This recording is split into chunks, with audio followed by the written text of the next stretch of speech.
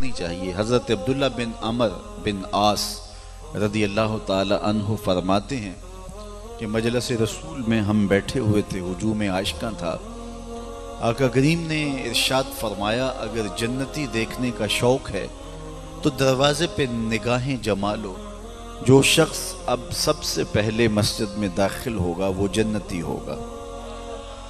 تو کہتے ہیں ہم نے دیکھا کہ ایک بوڑھا شخص آیا، تازہ وضو کی وجہ سے اس کی داڑھی پر پانی کے قطرے بھی موجود تھے، آثار وضو نمایاں تھے۔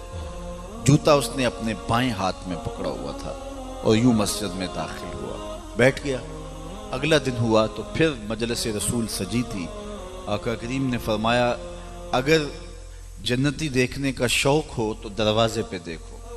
ہم نے دیکھا تو وہی بزرگ تشریف لائے، آثار وضو چہرے پہ نمایاں تھے اور جوتا بائیں ہاتھ میں پکڑا۔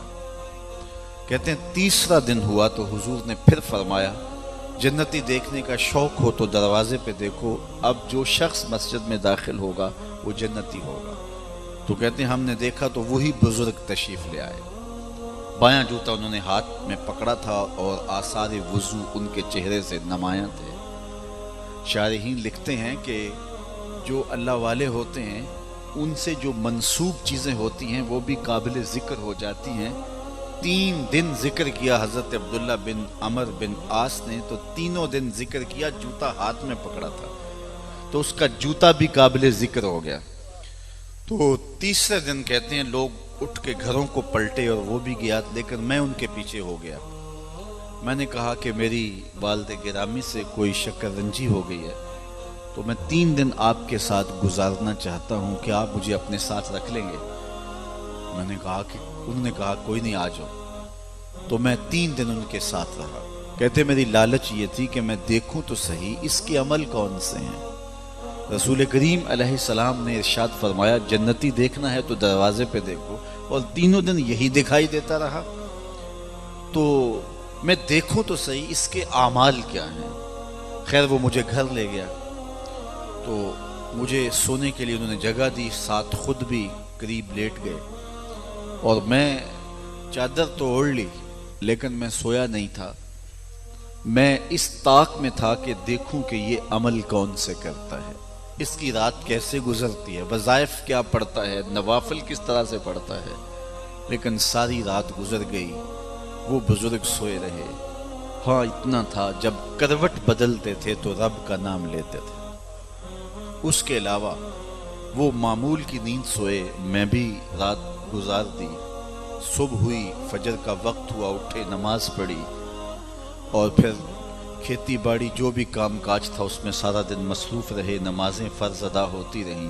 شام پڑھی تو میں نے یہ سوچا ہو سکتا ہے کل میری وجہ سے انہوں نے اپنے معمولات روک لیے ہوں، تو آج سے ہی۔ اگلے دن میں پھر طاق میں رہا، لیکن پھر وہ سوئے رہے، صرف کروٹ بدلتے تھے تو اللہ کا نام لیتے تھے۔ تیسرا دن ہوا تو پھر یہی، میں ساری رات طاق میں رہا لیکن ان کا کوئی معمول میں نے نہ دیکھا۔ تو تیسرے دن میں نے کہا بابا جی میری ابا جی سے کوئی لڑائی نہیں ہوئی تھی، میں اس لیے آپ کے ساتھ آیا تھا کہ میں دیکھنا چاہتا تھا آپ کے معمولات کیا ہیں، کیونکہ حضور علیہ السلام نے فرمایا جس نے جنتی دیکھنا ہو تو دروازے پہ دیکھے۔ آپ دکھائی دیے دوسرے دن بھی، تیسرے دن بھی، تو میں یہ دیکھنا چاہتا تھا، اس ٹو میں آپ کے پاس آیا تھا کہ آپ کے اعمال کیا ہیں، تو شاید آپ نے مجھ سے اپنے عمل چھپا لیے ہیں۔ تو وہ بزرگ فرمانے لگے اے عبداللہ بن عمر نہیں، میرے وہی عمل ہیں جو تم نے دیکھے ہیں، میں نے کوئی عمل تم سے چھپایا نہیں ہے، تمہاری وجہ سے میں معمولات میں فرق نہیں ڈالا، لیکن ایک میرا عمل ہے جو تم دیکھ نہیں سکے۔ میں نے پوچھا کہ حضرت فرمائیے وہ عمل کون سا ہے؟